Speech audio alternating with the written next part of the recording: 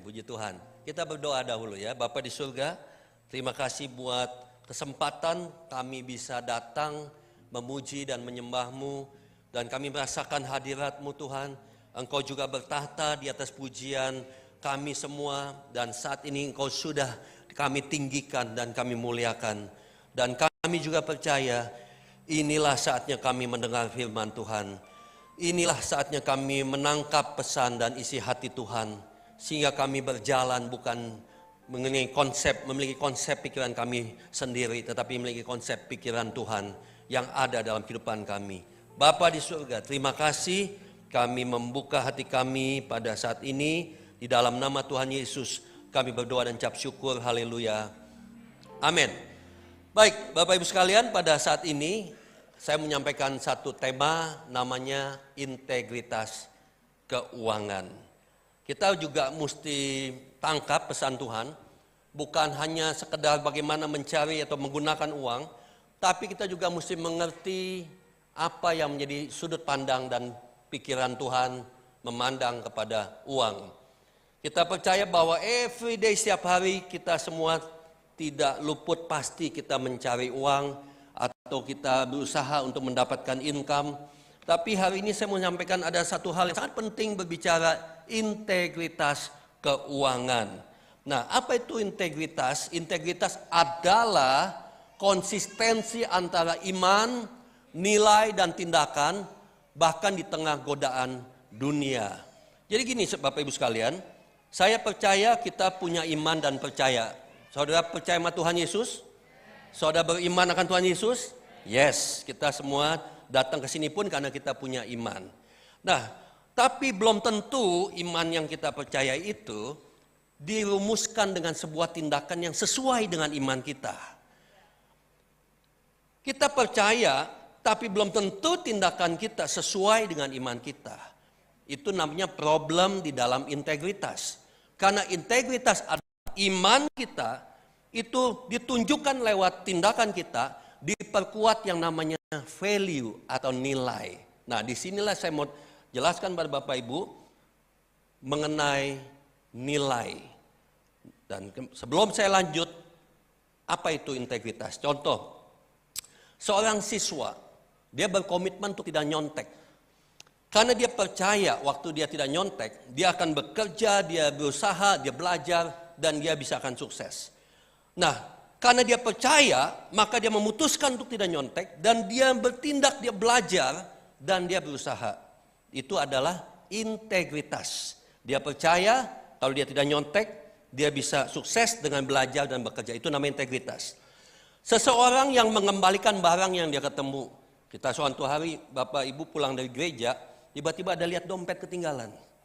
Nah, ketika Bapak Ibu dalam keadaan itu, mungkin dalam situasi butuh uang. Dan tiba-tiba Bapak Ibu lihat ada dompet ketinggalan dan puji Tuhannya dompetnya ini kelihatannya orang yang cukup mampu.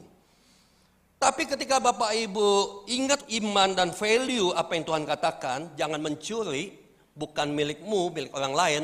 Lalu Bapak Ibu kembalikan uang itu kepada Ibu Cecilia dan Bapak Ibu bilang, Bu Cecilia, saya lihat dompet dan dompetnya ketinggalan, saya nggak tahu ini milik siapa, lalu kembalikan. Itu namanya integritas. Ketika seorang pejabat menolak untuk melakukan suap dan korupsi, padahal dia bisa dapat income lipat ganda, bahkan bisa sampai 5 kali lipat, 7 kali lipat ketika dia lakukan korupsi, tapi dia tidak melakukan korupsi karena dia tahu korupsi itu tidak baik, tidak benar, itu namanya integritas. Ketika kita makan di restoran, Bapak Ibu sekalian, lalu waktu kita mau bayar, ternyata kasirnya salah ketik angka, nolnya hilang 1, yang seharusnya 50.000, yang seharusnya 500.000 menjadi 50.000. Waktu kita mau bayar, kita bilang, puji Tuhan, Tuhan memberkati saya. Seharusnya 500.000 jadi 50.000, lalu kita cepat-cepat bayar. Tapi kalau kita nggak cepat-cepat bayar dan kita bilang, Bapak ini salah, seharusnya 500.000, Bapak salah ketik angka. Lalu Bapak itu bilang, alhamdulillah, kalau enggak gaji saya dipotong 450.000. Terima kasih ya Pak, Bapak udah kasih tahu saya bahwa saya salah ketik. Dan kalau kita melakukan itu namanya integritas. Ketika tidak ada polisi lalu lintas, kita ada lampu merah, kita tetap stop walaupun nggak ada polisi. Dan waktu hijau kita jalan lagi. Ketika ada flang verboten, kita tetap nggak mau lewat. Dan kita tahu ada atau tidak ada polisi, kita tetap taat akan peraturan lalu lintas. Itu namanya integritas. Berarti demikian juga dengan bagaimana kita memperlakukan uang. Karena uang itu juga ada yang namanya integritas keuangan. Nah sekarang kita mau lanjut apa yang dikatakan AI. Saya mau tanya, saya nggak mau lihat Alkitab dulu lah. Kita lihat apa yang dikatakan AI mengenai uang. Yang pertama AI berkata, AI tahu nggak apa? Artificial Intelligence yang sangat smart di komputer lewat internet, dan kita mau tanya apa saja dia bisa jawab. Dan dia jawab, uang adalah alat tukar yang memfasilitasi perdagangan dan pembelian barang serta jasa, memungkinkan individu untuk memenuhi kebutuhan dan keinginan mereka dalam sistem ekonomi modern. Jadi uang ternyata adalah alat untuk menukar segala kebutuhan kita. Kita butuh uang untuk mendapatkan sesuatu. Segala sesuatu butuh uang, dan uang itu adalah menjadi satu hal yang sangat penting dan vital di dalam kehidupan kita. Memang uang bukan segala-galanya, tapi segala-galanya butuh uang. Sampai toilet pun juga ada yang pakai uang. Nah, hal yang kedua, AI juga bilang, ini justru mengingatkan sesuatu yang luar biasa.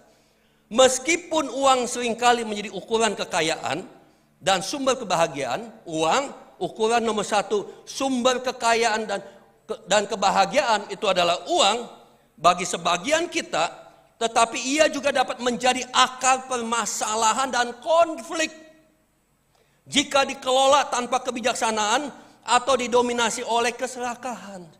Dari sejak AI pun menjawab, uang itu bisa menjadi sumber masalah, bisa menjadi sumber konflik. Jadi ternyata juga uang bukan hanya bisa menjadi sesuatu yang baik, tetapi juga bisa menjadi sesuatu yang tidak baik. Oleh sebab itu mari kita lihat bagaimana menurut pandangan Tuhan. Kita harus mengerti untuk kita bisa menjadi integritas dalam keuangan, untuk jujur, tidak korupsi, untuk bertanggung jawab atas uang yang kita kelola. Maka kita perlu yang namanya value. Value itu adalah sudut pandang Tuhan untuk membuat dasar yang kuat sehingga kita bisa bertindak dengan benar sesuai dengan apa kata Tuhan. Kita punya iman, kita percaya, tapi tindakan kita seringkali nggak sesuai iman kita karena kita nggak punya value. Apa yang sebetulnya value, nilai yang seharusnya kita masukkan dalam pikiran kita dan kita pahami sudut pandang Tuhan. Nah, value yang pertama adalah, saudara perhatikan baik-baik, ada 3 value yang harus menjadi dasar utama kehidupan kita, baru saudara bisa menjadi orang yang berintegritas dalam memperlakukan uang. Value yang pertama adalah 1, yaitu dasar value Allah adalah pemilik segala sesuatu, kita hanya pengelola atau stewardship, harta adalah titipan. Saudara mesti paham hari ini, saudara mesti memahami bahwa dasar segala integritas keuangan, saudara mesti paham dahulu bahwa hari ini semua milik kita, bahkan yang kita pakai, kita gunakan, semua adalah milik Tuhan. Semua adalah titipan Tuhan. Saya hanya dititipkan untuk mengelola uang miliknya Tuhan. Kalau ini gagal, maka saudara sulit untuk berintegritas dalam mengelola dan menggunakan uang. Uang bisa menjadi masalah. Bahkan banyak orang tersandung karena uang. Bahkan karena uang orang bisa menjadi bunuh-bunuhan, tusuk-tusukan, pukul-pukulan. Bahkan karena hanya uang 100.000 atau 50.000, ada yang bisa meninggal di jalanan. Kenapa? Karena uang itu, makanya tergantung hari ini kita pahami apa yang ada di kantong saya, apa yang ada di rumah saya, apa yang kita pakai, semua milik siapa. Nah, bahkan saya mau katakan, saudara pun ini sudah dimiliki oleh Tuhan 100%. Katakan amin. Kapan? Ketika saudara menyerahkan hidup saudara ke dalam tangan Tuhan dan menerima Dia sebagai Tuhan dan Juru Selamat, maka saat itu juga saudara sudah tidak punya hak atas hidupmu, karena Yesus yang bertanggung jawab atas hidupmu. Yesus yang punya janji untuk masa depan kita. Nah, impactnya dan implikasinya, kalau kita tahu bahwa semua adalah milik Tuhan, maka satu, kita akan lebih hati-hati dalam menggunakan uang. Karena uang itu adalah titipan Tuhan, dan kita tidak mau menyalahgunakan penggunaan uang. Kita juga mengelola bagaimana menggunakan uang itu dengan tepat. Bukan menghambur-hamburkan uang. Dikasih gaji 5 juta, habis untuk hal-hal kita habiskan tanpa bertanggung jawab. Tapi kalau kita tahu itu milik Tuhan, kita tahu kita adalah bendahara yang dilihat oleh Tuhan, apakah kita jujur, maka kita akan lebih berhati-hati dalam menggunakan uang. Kedua, kalau kita tahu bahwa semua harta kita dalam milik Tuhan, maka kita akan menjadi sadar dan tidak sombong. Mau kaya seperti apapun, tidak mengubah sikap hati. Kita tetap rendah hati dan tidak sombong. Ya, karena sulit sekali orang yang sudah kaya bagaimana menjaga hatinya untuk menjadi tidak sombong. Dan bukan cuma orang kaya saat ini, yang miskin pun juga kadang lebih sombong. Ya. Jadi kadang kesombongan kadang bukan masalah kaya, bukan masalah miskin, tapi masalah bagaimana sikap hati dia. Kalau dia tahu bahwa semua ini milik Tuhan, dia juga akan selalu bersyukur sama Tuhan. Karena ini milik Tuhan. Dia bersyukur atas yang Tuhan berikan. Dia bersyukur atas income yang dia dapat. Bahkan sekalipun dia ditipu oleh Tuhan, sekalipun dia ditipu di dalam bisnis dia, sekalipun dia bermasalah kecopetan, dia nggak akan sampai sakit hati, parah, mau bunuh diri, seolah-olah dia sudah kehilangan semuanya, harta benda hilang. Dia tenang saja. Kenapa? Ini semua milik Tuhan. Dan saya percaya kalau Tuhan yang memberikan, Tuhan sanggup mengembalikan. Kita tinggal bilang, Tuhan, saya nggak sanggup Tuhan. Ini duit yang kau titipkan, dicolong, dicopet. Artinya kita sudah menyerahkan semuanya. Biar Tuhan yang bertanggung jawab sepenuhnya. Karena kita tidak lagi bisa mengklaim. Tapi kalau kita tidak mengerti bahwa itu semua milik, betapa kita sering marah, kesel, kecewa, kepahitan. Gua kecewa sama dia, dia menipu saya. Jadi kita menjadi problem dalam kehidupan kita. Nah, Hagai 2 ayat, Mazmur 24 ayat 1. Kita baca sama-sama, 1, 2, 3. Tuhanlah yang empunya bumi serta segala isinya, dan dunia serta yang diam di dalamnya. All things, semua milik Tuhan. Bumi milik Tuhan, planet milik Tuhan, alam semesta milik Tuhan. Jadi Tuhan kita pemilik. He is the owner. Dia pengusahanya. Kita hanya pekerja. Kita hanya dititipkan. Dan bagaimana dia bisa melihat kita bisa dipercaya atau tidak ketika kita mengelola dengan benar apa yang dititipkan oleh Tuhan. Dan membuat kita jadi tidak sombong. Ini semua milik Tuhan. Kita baca dalam Hagai 2 ayat 8. 1, 2, 3. Kepunyaankulah perak dan kepunyaankulah emas. Demikianlah firman Tuhan semesta alam. Harga emas naik terus. Pendeta Tony bilang kita mesti siap-siap, perak akan naik dalam waktu 5-10 tahun yang akan datang. Akan menjadi bahan yang sangat dibutuhkan di dunia itu perak. Makanya lagukan di Alkitab juga emas dan perak, permata. Itu semua ditulis di Alkitab karena emas dan perak itu menjadi satu kesatuan. Dan harga emas naik terus, Bapak. Artinya apa? Tolak ukur dunia itu sekarang nomor 1 adalah emas. Dan hari ini emas, perak semuanya milik Tuhan. Bahkan di Alkitab jalan-jalan dari emas ada di sorga. Emas diinjak-injak di sorga itu menjadi jalanan.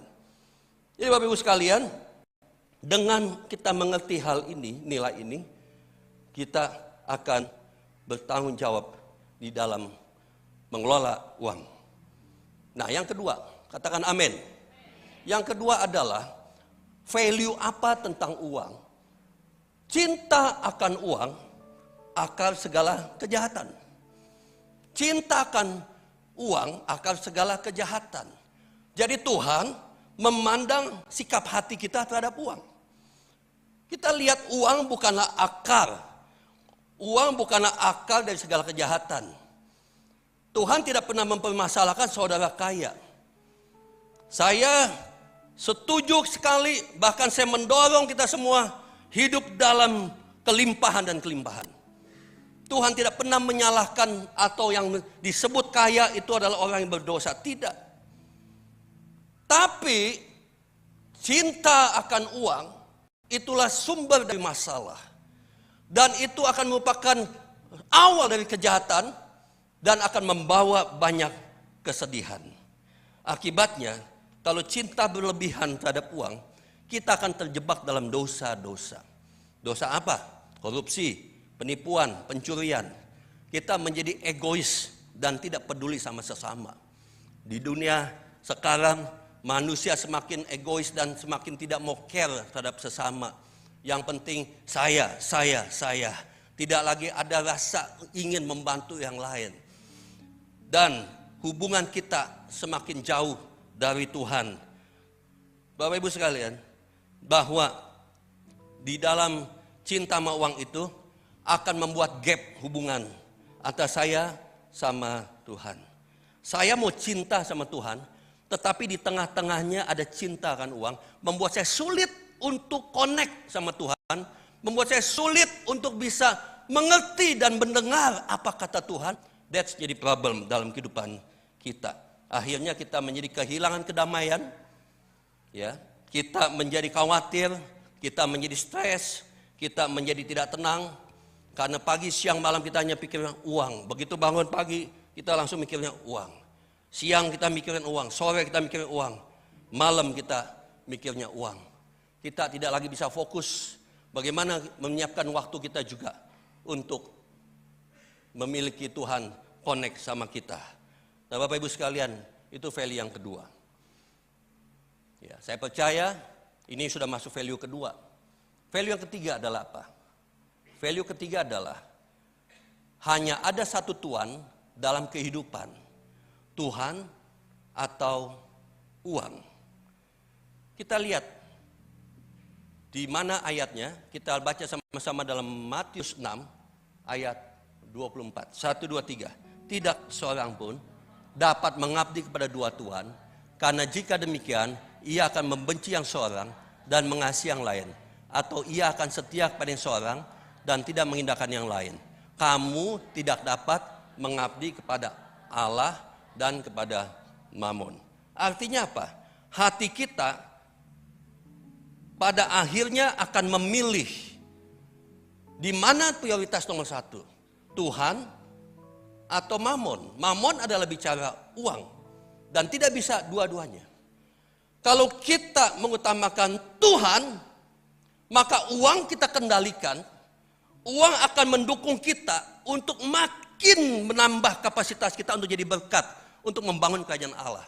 Jadi uang adalah alat bantu yang diberikan Tuhan untuk mendukung proyeknya Tuhan, karena Tuhan ditempatkan nomor satu. Tapi kalau uang nomor satu, maka segala proyek Tuhan menjadi nomor dua. Karena yang utama adalah uang. Sehingga ketika Tuhan memanggil kita, kita sulit menjawab. Ku jawab ya. Ku jawab ya. Ku jawab ya Tuhan. Ku jawab ya Tuhan. Ku jawab ya. Ketika Tuhan memanggil, maka kita sulit menjawab ya. Karena uang menjadi prioritas satu. Nah Bapak Ibu sekalian, jadi uang itu seperti ketika uang itu jadi tuan, maka dia akan menuntut kesetiaan dan pengabdian dari kita. Dia akan menuntut kita begitu setia dan mengabdi. Kita akan bahkan sampai seperti kehabisan waktu. Sehingga kita merasa gak ada waktu untuk berdoa, gak ada waktu untuk cari Tuhan, gak ada waktu untuk menyembah Tuhan, gak ada waktu untuk homesel, gak ada waktu untuk baca Alkitab. Sampai kita gak ada merasa waktu, selalu waktu itu begitu sulitnya. Tuhan kasih kita 7 kali 24 jam. Tapi kalau uang menjadi prioritas pertama, maka dia akan berusaha untuk kita setia dan mengabdi Dia. Uang itu menuntut diperhatikan, dipikirkan pagi siang malam, sehingga fokus kita teralih dan api kita menjadi padam. Kita semakin tumpul dan semakin sulit mendengar Tuhan. Dan ketika Tuhan panggil, kita nggak jawab ya, karena suara uang, suara kedagingan semakin hari semakin kuat. Waktu 24 jam terlalu singkat. Karena apa? Karena fokus kita sudah teralih. Bapak Ibu sekalian, saya tidak berkata jangan fokus sama uang. Tetap yang namanya bekerja harus fokus sama uang. Jangan kita bekerja nggak sungguh-sungguh. Karena Tuhan juga menilai bagaimana kita mengelola uang dengan benar. Sehingga kita disebut hambaku yang baik dan setia. Ketika kita mengelola apa yang Tuhan berikan. Tapi pengelolaan yang kita lakukan itu semuanya berdasarkan pimpinan Tuhan. Dan Tuhan yang mengatur segala kapasitas dan aset kita. Dan Tuhan punya tujuan. Kalau kita ditambahkan, itu karena Tuhan punya maksud dan tujuan. Yaitu apa? Projectnya Tuhan. Katakan amin. Ibrani 13 ayat 5a. Janganlah kamu menjadi hamba uang. Nah, dari ayat ini, segalanya sudah dilakukan, tapi tidak finishing well. Karena terganjal dengan yang namanya harta. Kita lihat ada seorang anak muda datang kepada Yesus, mungkin bukan anak muda ya, seorang pria datang pada Yesus dan dia tanya pada Yesus, Yesus, bagaimana cara masuk kerajaan Allah? Sama mungkin seperti jemaat Tuhan datang kepada Pendeta Agi, Pendeta Hartono, Pendeta Sisilia, Bapak David, ngobrol tanya, Pak David, bagaimana untuk masuk dalam kerajaan Allah? Dan saya tahu kita semua mau masuk dalam kerajaan Allah. Sepakat dengan kita, sepakat dengan saya, bahwa kita semua mau masuk kerajaan Allah. Dan tidak salah, Bapak Ibu tanya kepada Tuhan, kepada hamba Tuhan, bagaimana cara masuk kerajaan Allah. Tapi lebih baik, mari kita lihat apa jawaban Tuhan ketika seorang pria datang pada Tuhan dan bertanya bagaimana cara masuk kerajaan Allah. Kita lihat dalam Markus 10 ayat 19. Engkau tentu mengetahui segala perintah Allah. Jangan membunuh, jangan berzinah, jangan mencuri, jangan mengucapkan saksi dusta, jangan mengurangi hak orang, hormatilah ayah dan ibumu. Lalu kata orang itu kepadanya, Guru, semuanya itu telah kuturuti sejak masa mudaku. Ketika Bapak Ibu datang kepada seorang hamba Tuhan, lalu hamba Tuhan bilang begini, jangan membunuh, jangan berzinah, jangan mencuri, jangan mengucapkan saksi dusta. Jangan mengurangi hak orang lain, hormati ayah ibumu. Lalu Bapak Ibu bilang, udah Pak, dari muda saya udah lakukan itu. Saya tahu apa yang Tuhan mau dan saya sudah lakukan itu Pak. Jadi saya udah lakukan itu sejak saya muda. Sejak saya ke gereja, saya tahu saya mesti gini, gak boleh membunuh, gak boleh mencuri, gak boleh bersaksi dusta, hormati ayah dan ibu. Saya udah tahu. Lalu apa selanjutnya yang dijawab Yesus? Lalu Yesus memandang dia dengan menaruh kasih kepada dia.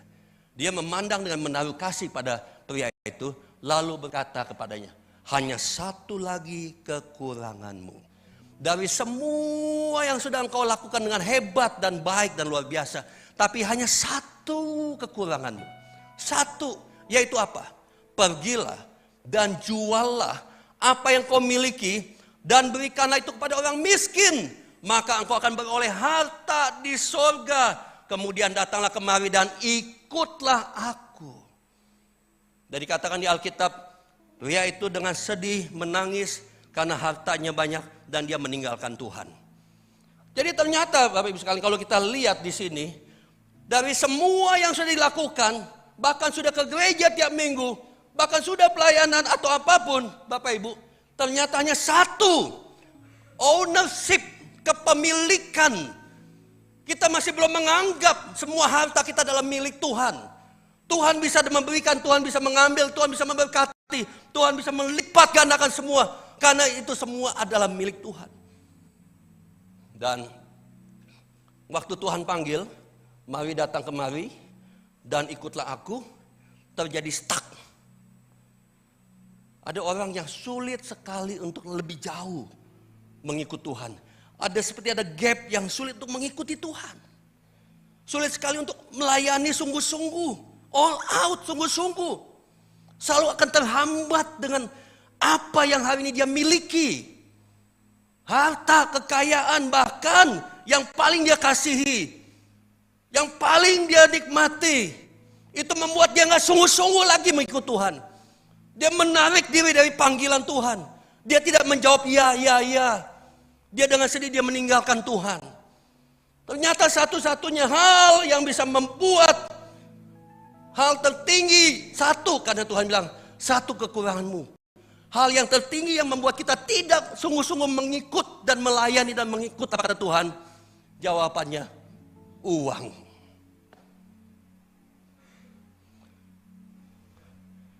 Jawabannya uang. Pak, saya udah gak ada waktu lagi, Pak. Saya sibuk sekali. Setiap hari saya bekerja, tiap hari saya pulang malam. Saya pernah bertanya, apa benar 7 kali 24 jam, you gak ada waktu sedikit pun untuk melayani Tuhan? Saking sibuknya pagi, siang, sore, malam kerja. Menjaga apa yang kau miliki itu. Sampai engkau tidak ada waktunya untuk mengikuti rencana Tuhan. Kamu punya potensi, kamu hebat. Tapi kamu menjaga untuk tidak melangkah lebih jauh. Karena ada yang kamu sibukkan, kamu bilang gak ada waktu. Kamu gak ada waktu untuk homesale, kamu gak ada waktu untuk doa dan sebagainya. Sampai bilang, Pak, saya tidak aktif dulu ke gereja atau saya tidak melayani dulu. God's calling ternyata terganggu bukan karena iblis, tapi karena uang. Tuhan tidak membandingkan dirinya dengan iblis. Bagi Tuhan iblis tidak ada artinya dan tidak bisa melawan Tuhan. Tetapi uang itu seringkali ditempatkan di hati kita lebih tinggi daripada Tuhan. Oh, saya mau untuk urusan menyenangkan anak saya, menyenangkan istri saya mau ajak dia jalan-jalan. Gak ada waktu, kan bisa jalan-jalan. Waktu bisa dicari.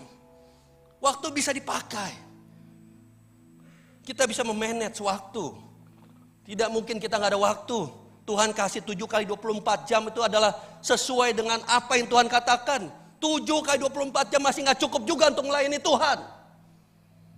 Bahkan hari Minggu ada orang, Pak, saya gak bisa ibadah, Pak. Kenapa? Buka toko. Toko saya justru Minggu ramai sekali. Justru saya gak mau kehilangan omset, Pak. Minggu itu belum ramai sekali. Saya gak bisa datang ke gereja. Karena Minggu saya jaga toko. Habis ditipu Pak kemarin. Jadi saya mesti hati-hati jaga uang saya. Saya bilang hati-hati supaya jangan ketipu lagi. Lalu apa yang terjadi? Yesus berkata gini. Yesus memandang murid-muridnya di sekelilingnya dan berkata kepada mereka, alangkah sukarnya orang beruang masuk ke dalam kerajaan Allah. Bukan saya yang bicara. Yesus yang bicara. Pria itu nanya bagaimana masuk kerajaan Allah. Lalu Tuhan bilang, alangkah sulitnya seorang beruang atau seorang memiliki uang masuk dalam kerajaan Allah. Murid-muridnya tercengang mendengar perkataannya, tetapi Yesus menyambung lagi, anak-anakku, alangkah sukarnya masuk dalam kerajaan Allah. Lebih mudah seekor unta melewati lubang jarum daripada seorang kaya masuk ke dalam kerajaan Allah. Kalau yang masih sedang-sedang aja udah sulit, Tuhan berkati, Tuhan mencukupi. Tapi itu saja sudah sulit untuk membagi waktu untuk fokus pada Tuhan. Bagaimana kalau dia semakin kaya? Karena di sini ada ukuran Tuhan menilai. Apakah orang ini punya sesuatu yang bisa dipercaya? Dilihat dari mana? Dilihat bukan dari kata-katanya saja, tapi dari cara dia mengelola uang, memperlakukan uang. Di situ Tuhan bisa menilai, ini hambaku yang setia dan baik. Maka aku akan berikan sesuatu yang lebih besar, tanggung jawab lebih besar. Artinya apa? Ada orang yang semakin hari semakin diberkati. Ada orang semakin hari semakin kaya. Tapi ada orang yang selalu berkekurangan. Selalu mengeluh. Selalu mengeluh. Kenapa? Karena Tuhan memandang mana yang sudah waktunya memiliki kapasitas untuk ditambahkan titipan Tuhan. Tapi mana yang belum siap.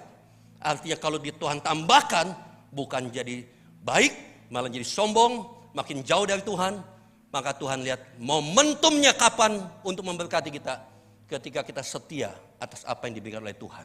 Mengelola dengan baik, dengan jujur apa yang Tuhan berikan. Jadi saya mau sebuah kalimat begini. Ketika posisi uang ditempatkan salah, maka uang pasti menjadi penghalang hubungan antara anak dengan bapak. Seperti anak terhilang.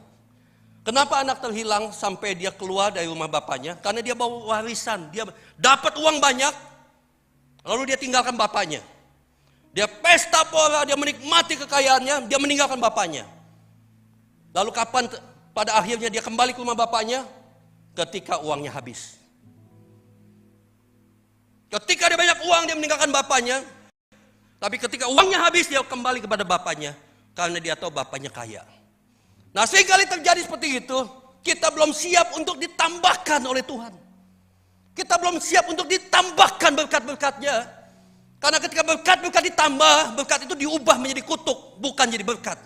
Karena justru berkat itu menjauhkan kita dari Tuhan. Berkat itu justru menjauhkan kita dari Tuhan untuk fokus sama Tuhan. Kita makin gak bisa fokus. Project kita makin banyak, pabrik kita makin banyak. Sehingga sampai waktu kita begitu aktif pelayanan, kita begitu aktif untuk home sale, atau kita berdoa setia. Sampai kita bangun pagi pun gak ada waktu untuk berdoa. Kita gak ada waktu lagi untuk cari Tuhan atau baca Alkitab. Artinya apa? Kita belum siap untuk mengelola titipan Tuhan. Karena value yang saudara mesti tangkap adalah semua itu adalah titipan Tuhan. Manusia akan cenderung menghindar dari panggilannya. Dan hati akan seperti ditarik dua sisi.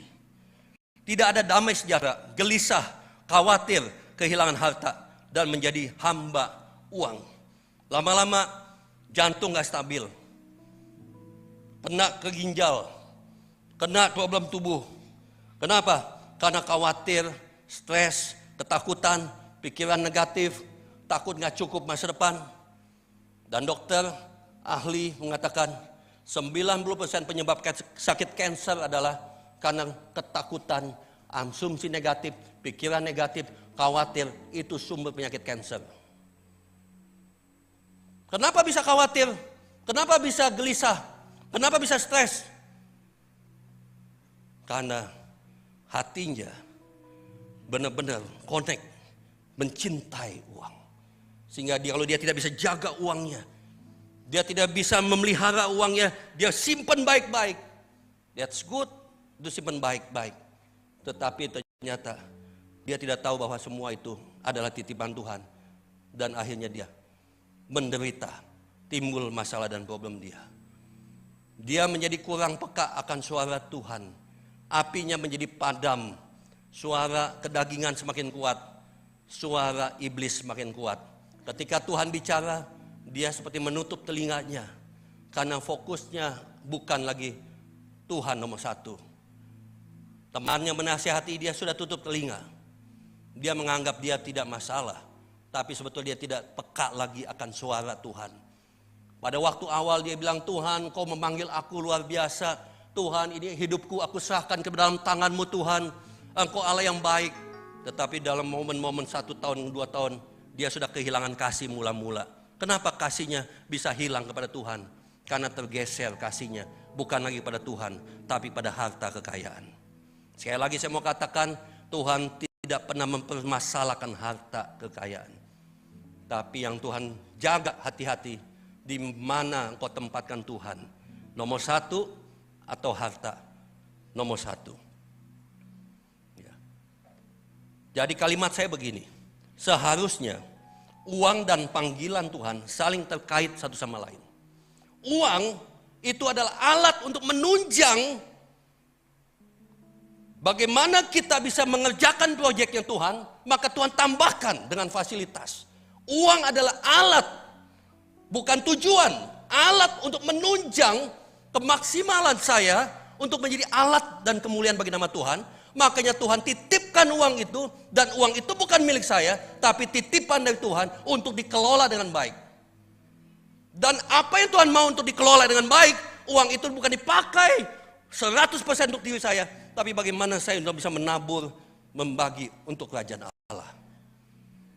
Kita dapat uang, sebagian untuk kita makan, Kita tabung untuk anak cucu kita, untuk keluarga, untuk sekolah, untuk asuransi, untuk investment, dan kita taruh untuk simpanan dan untuk kita pakai.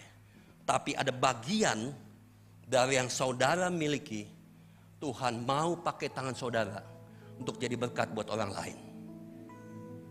Tuhan justru di situ menilai di mana tangan saudara menggunakan titipan itu dan menyalurkan ke orang lain. Di situ yang menentukan kita bisa dipercaya atau tidak dipercaya untuk mengelola harta kekayaan yang diberikan oleh Tuhan. Jadi setelah 3 value ini, value pertama adalah Allah adalah pemilik segala sesuatu, kita hanya pengelola, kita memiliki harta adalah titipan. Value kedua, cinta akan uang adalah akar segala kejahatan, bukan masalah uangnya, tapi sikap hati kita. 3, hanya ada satu Tuhan dalam kehidupan, dan Tuhan mau kita menempatkan Tuhan prioritas pertama, nomor 1. Itu 3 value. Nah, setelah value-nya sudah kuat, baru saudara bisa masuk yang namanya integritas.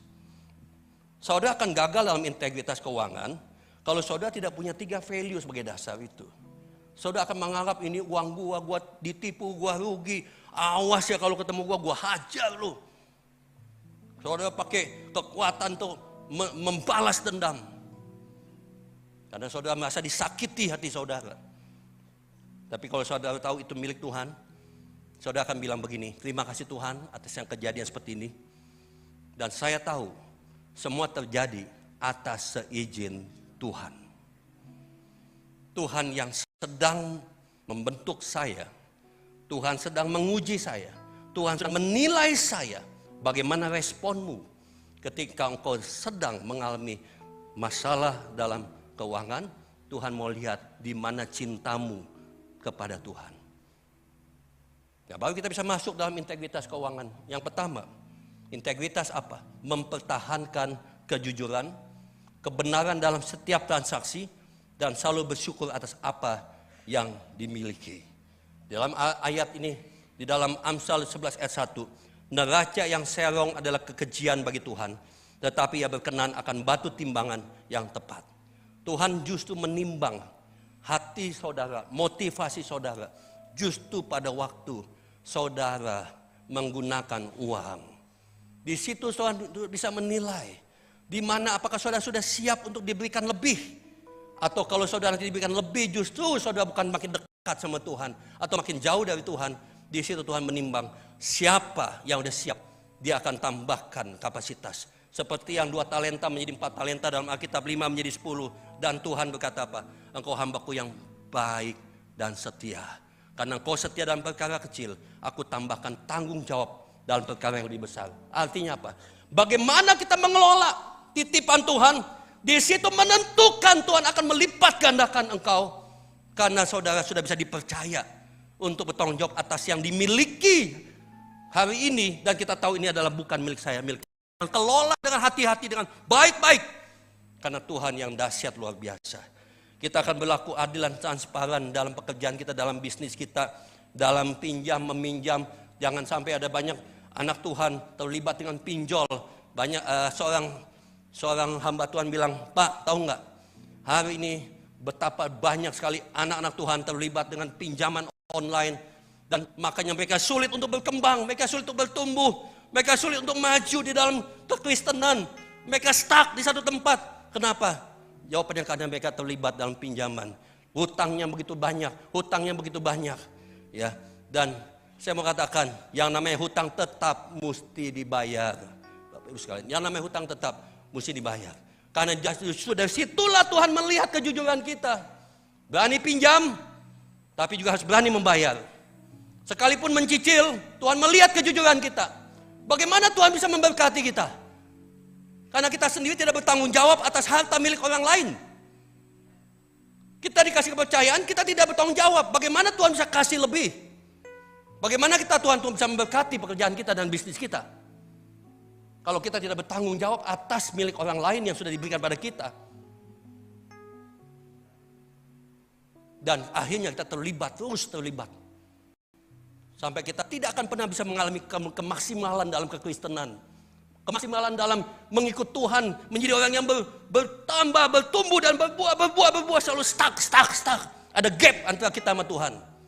Kita tidak lagi bisa mendengar suara Tuhan. Ya.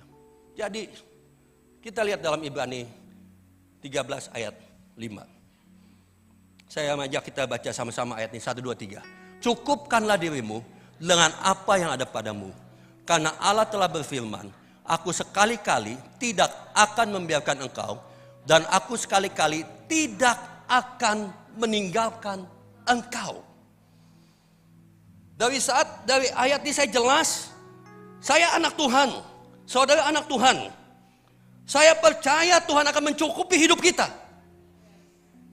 Ayat ini saudara bisa pegang. Ayat ini adalah bagaimana Tuhan tahu kebutuhan kita. Dia akan berikan cukup sesuai kebutuhan kita. Tapi problemnya kenapa kita sering cukup? Karena expense kita selalu melebihi pendapatan kita. Belum waktunya kita beli, kita sudah beli dengan pinjam. Kartu kredit, kita bilang mau cicil. Akhirnya pengeluaran kita melebihi. Pengeluaran kita melebihi daripada pemasukan. Tahun depan gaji kita naik, tetap masih kekurangan. Kenapa? Ketika gaji naik, expense kita juga naik. Yang biasa jalan-jalan ke Bandung, sekarang jalan-jalan ke Bali. 2 tahun lagi income-nya naik 2 kali lipat, tetap kekurangan. Kenapa? Bukan gak cukup, tapi expense kita naik lagi.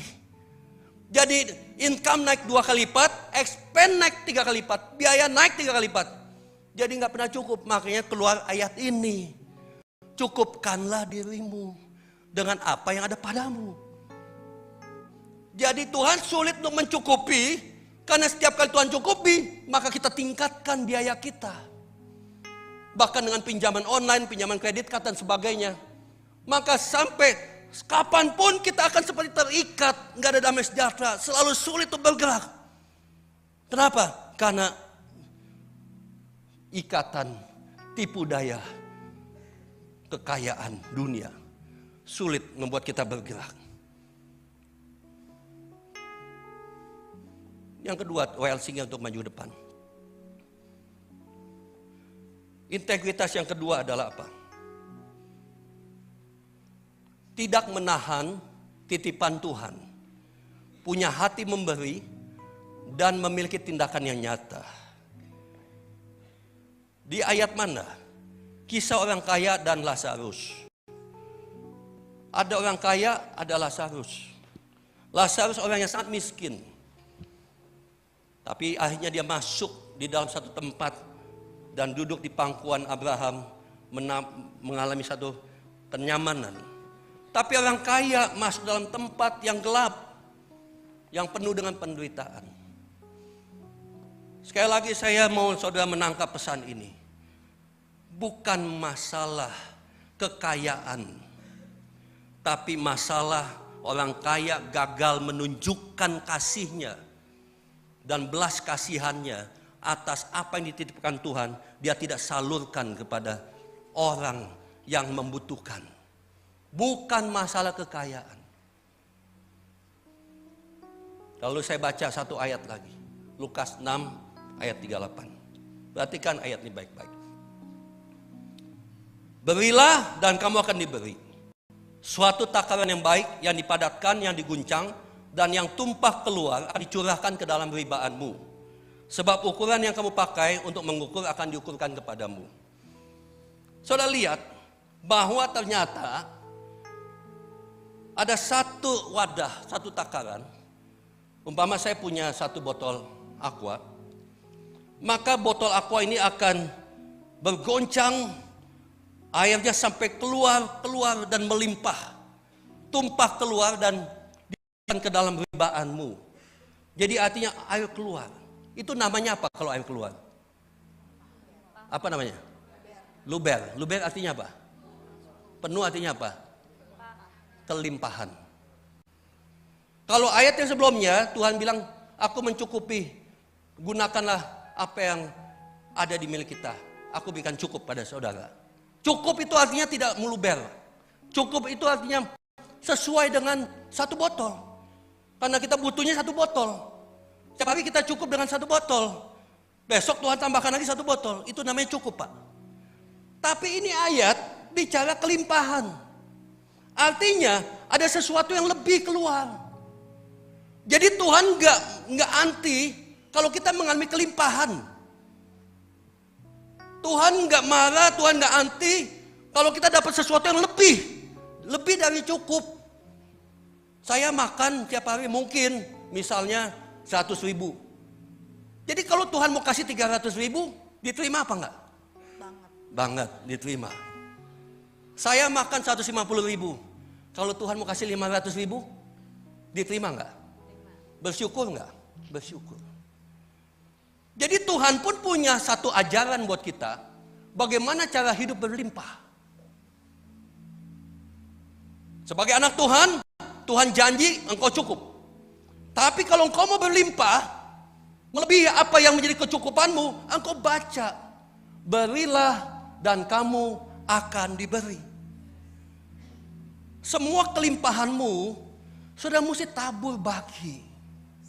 Ini prinsipnya Tuhan untuk menilai hati. Hatimu jujur apa enggak? Hatimu mengasihi apa enggak? Atau hatimu cinta sama uang, dapat kelimpahan 2 kali lipat, sudah simpen di kantong. Dapat kelimpahan 3 kali lipat, sudah simpen di bank. Dapat kelimpahan 5 kali lipat, sudah beli mobil, semua untuk saudara-saudara. Saudara tidak sisihkan mana yang untuk saudara tabur. Mana yang saudara boleh berbagi pada orang lain. Ini prinsip kelimpahan. Tadi saya tanya siapa yang mau hidup sukses. Hidup sukses tergantung bagaimana tanganmu mengelola uang. Amsal 3:9. Ternyata cara gunakan harta membawa kelimpahan. Jangan-jangan kita sulit dapat kelimpahan karena kita gagal mengelola harta milik kita. Kita gagal mengelola apa yang dipercayakan Tuhan. Amsal 3:9. Kita lihat sama-sama ayat ini. Muliakanlah Tuhan dengan hartamu dan dengan hasil pertama dari segala penghasilanmu. Ayat 10 kita baca sama-sama. 1, 2, 3. Maka lumbung-lumbungmu akan diisi penuh sampai melimpah-limpah dan bejana pemerahanmu akan meluap dengan air buah anggurnya. Katakan amin. Melimpah-limpah, lumbung-lumbungmu akan diisi penuh sampai keluar. Sampai gudang kamu gak cukup. Kenapa Tuhan bisa melimpahkan gudang kita sampai gak cukup? Ya, bejana pemerahan kita sampai gak cukup. Karena ada bagian harta kita pakai untuk memuliakan Tuhan. Di situ kuncinya. Berapa yang sudah kita salurkan untuk bantu orang miskin? Gereja kita melayani pelayanan benih kasih.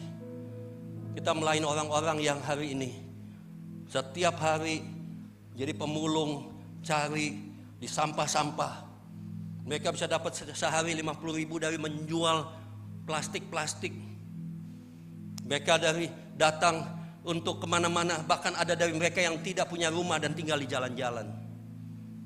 Lalu waktu mereka datang ke sini, kita bantu mereka, kita kasih makan. Ada juga yang kita bantu di dalam kontrakan karena dia tidak punya keluarga, dia sendiri, usia sekitar 60-an. Dia setiap hari memulung dan mencari uang. Dan kita memberkati dia. Kita mencukupi dia dengan hal-hal pokok. Lalu dia bilang apa? Pak, terima kasih Pak. Terima kasih Pak. Dia bersyukur sekali. Dia bersyukur sebab ada orang yang menolong dia. Tapi dalam hati saya berpikir apa? Seharusnya bukan hanya dia yang bersyukur. Saya pun bersyukur ada dia. Karena dengan harta saya bisa muliakan Tuhan dengan membantu dia. Saya yang lebih diberkati. Yes, amin. Saya akan lebih berkelimpahan. Karena saya muliakan Tuhan lewat harta yang Tuhan titipkan untuk berbagi pada dia. Artinya saya justru ditolong sama dia. Kalau tidak ada dia, maka saya tidak bisa mempraktekkan firman Tuhan. Justru dengan adanya dia, saya makin diberkati untuk memuliakan Tuhan lewat kantong saya. Saya berbagi pada dia. Artinya apa? Bukan saya yang tolong dia, sebetulnya dia sedang menolong saya untuk menerima berkat yang berlimpah dari Tuhan. Amin. Seharusnya kita ngelihat orang-orang yang sulit, hina, miskin. Sebetulnya itulah yang Tuhan mau kita, bagaimana kita udah kelimpahan begitu banyak. Apa kita sudah menabur secara konsisten? Saya punya teman seorang pendeta di Bandung. Saya bilang saya sebenarnya nggak enak. Saya bilang kalau mau minta Pak mau menabur nggak Pak? Kita ada pelayanan begini. Kadang saya nggak enak dan saya sungkan. Tapi saya bilang Tuhan, kadang Tuhan mengizinkan kita untuk ngomong sama seorang hamba Tuhan yang juga berkelimpahan. Dan nggak harus berkelimpahan juga. Kita bisa bicara sama siapa saja. Dan saya bilang Pak, kita di gereja ada pelayanan kaum marginal yang waktu Natal, waktu ulang tahun gereja itu sampai 200 lebih datang, bahkan 300. Dan kita butuh dana, kita butuh bantu mereka. Dan ada yang kita sudah bantu juga bagaimana uang sewanya di kolong-kolong jembatan. Mereka sewa, ada yang 200 ribu per bulan, ada yang 250 ribu per bulan. Saya cuma ngomong, lalu dia tergerak. Dan sampai hari ini tiap bulan dia kirim 500 ribu setiap bulan. Dia nggak perlu lihat survei, tapi dia sudah menyiapkan. Dia bilang, Pak, kita selalu udah menyisihkan dana. Untuk apa? Untuk membantu orang yang membutuhkan. Dan setiap bulan dia bantu. Saya nggak pernah WA, Pak jangan lupa ya, jangan lupa kirim ya uangnya. Saya nggak pernah ingetin dia. Saya hanya ngomong sekali. Dan sampai hari ini tiap bulan dia store, dia transfer 500 ribu. Untuk apa? Membantu orang miskin. Artinya apa? Semuanya itu karena Tuhanlah yang memiliki itu. Kantong kita semua milik Tuhan, bukan milik kita. Oleh sebab itu, mari Bapak Ibu sekalian, berapapun yang kau miliki hari ini, bagi Tuhan itu bukan masalah itu, tapi sikap hati kita pada Tuhan. Dan bagaimana kita memandang Tuhan nomor satu atau Mamon sebagai nomor satu. Mari kita tundukkan kepala kita Bapak Ibu sekalian. Haleluya Yesus, terima kasih Tuhan. Basuh aku di dalam darah-Mu, Anak Domba.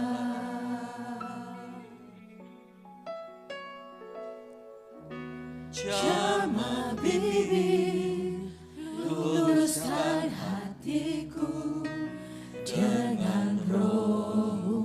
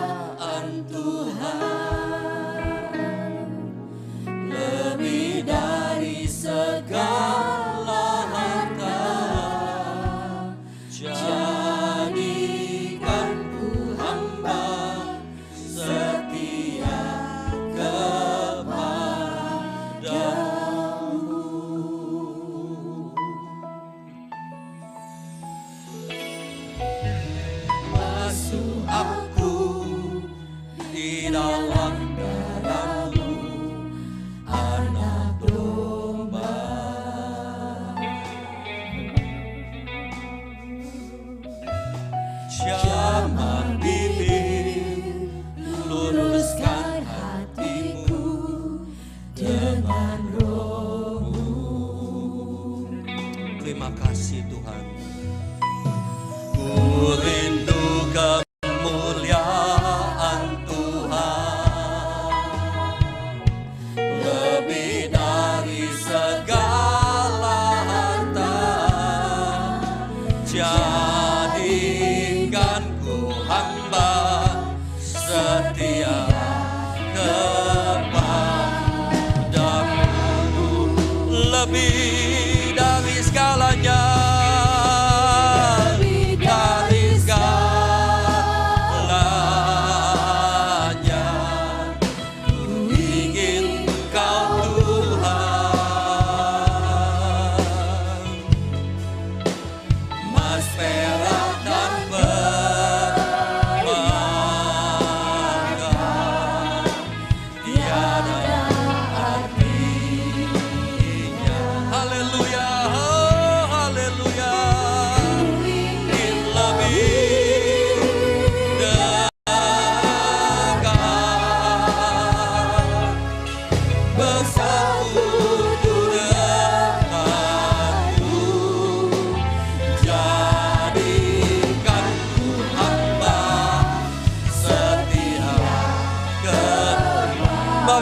tanganmu lebih dari segalanya. Haleluya. Lebih dari segalanya, ku ingin Kau Tuhan. Mas perak dan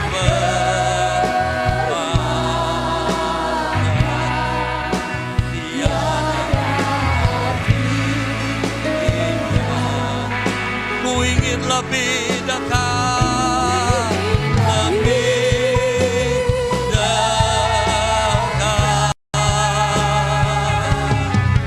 bersekutu denganmu, jadikan hamba setia.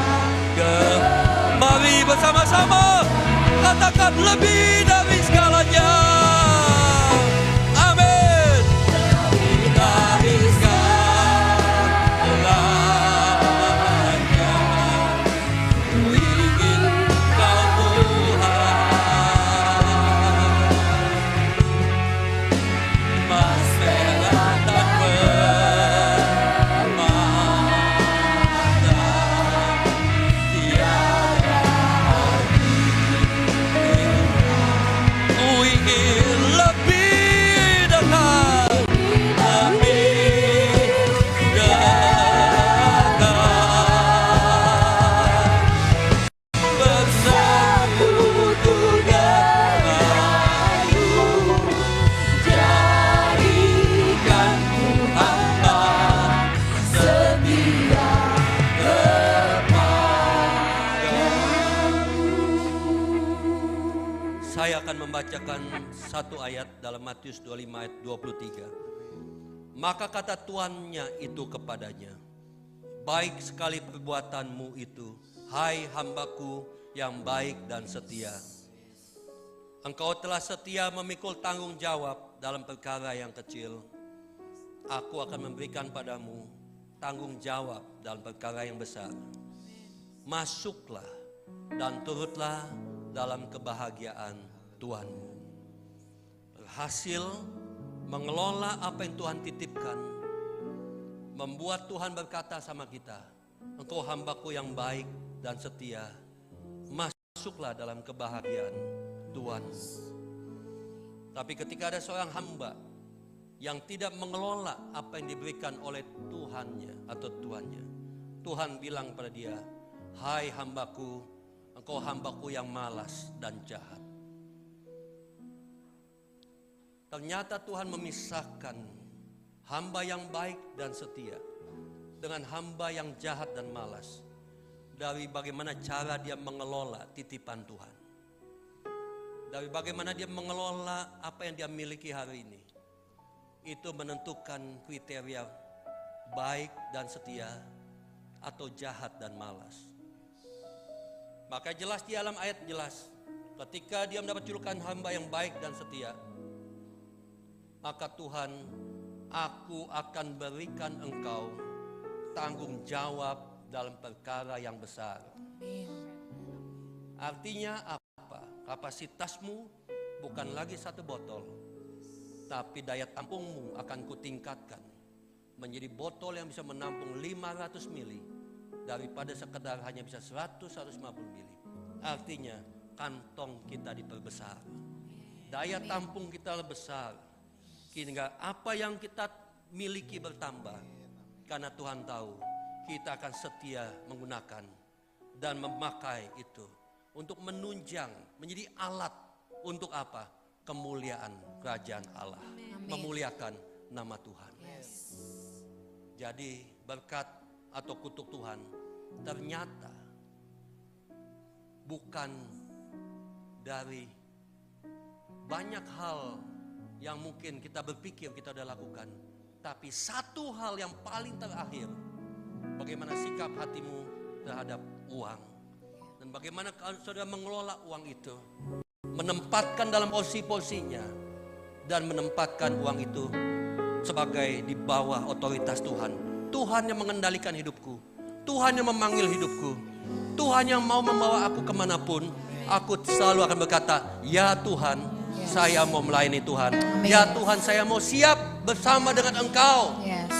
Urusan harta kekayaan, aku akan tetap rajin bekerja. Aku akan tetap jujur dan dapat dipercaya. Aku akan tetap setia menjaga dan mengelola. Dan berkat datang dari Tuhan. Amin. Berikan kemuliaan tepuk tangan dari Tuhan. Mari saya undang kita bangkit berdiri semuanya, katakan. Lebih dari segalanya, ku ingin Kau Tuhan. Mas merah dan bermata,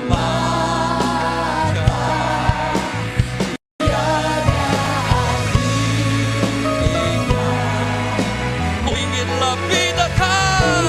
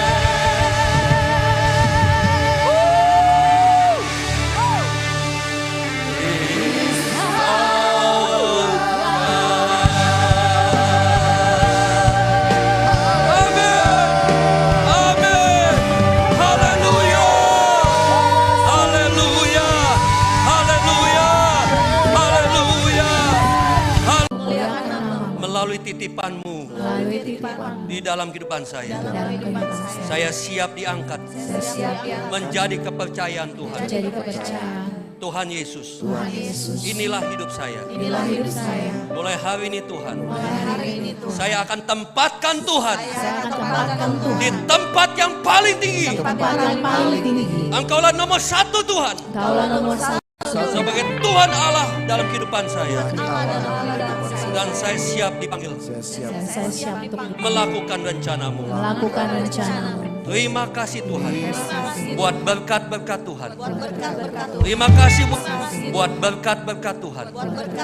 Terima kasih buat kecukupan Terima kasih buat kecukupan yang Tuhan berikan pada saya. Tuhan berikan pada saya. Saya bersyukur Saya bersyukur mulai hari ini mulai hari ini saya hidup berlimpah, saya hidup berlimpah dan berlimpah dalam nama Tuhan Yesus. Tuhan Yesus. Haleluya. Haleluya.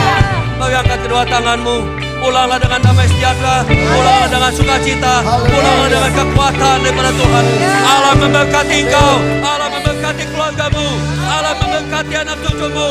Engkau diberikan kekuatan, kesehatan, kelimpahan, hikmat, kebijaksanaan, mengalir, menguasai hidup engkau. Pulanglah bersama dengan Allah Bapa, bersama dengan Tuhan Yesus, dan persekutuan Roh Kudus menyertai kita semua mulai hari ini sampai kedatangan Yesus yang kedua kali. Semua yang percaya katakan amin. Happy Sunday. Tuhan Yesus memberkati. Amin. Amin.